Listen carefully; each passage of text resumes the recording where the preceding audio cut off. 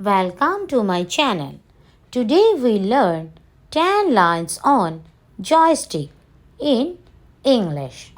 So let's start. 1.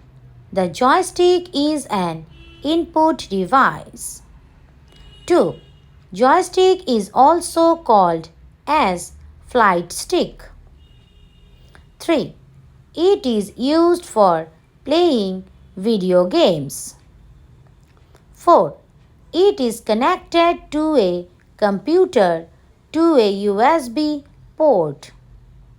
5. Joystick was invented by C.B. Merrick. 6. Initially it was invented for aircraft control. 7. Joystick can be wired or wireless. 8. A simple joystick has left, right, up, down and firing commands. 9. There are different types of joysticks like analog, digital, etc.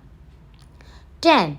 As compared to other input devices, the joystick offers a better gaming experience.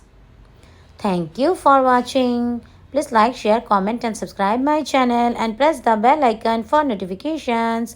Take care. Bye-bye.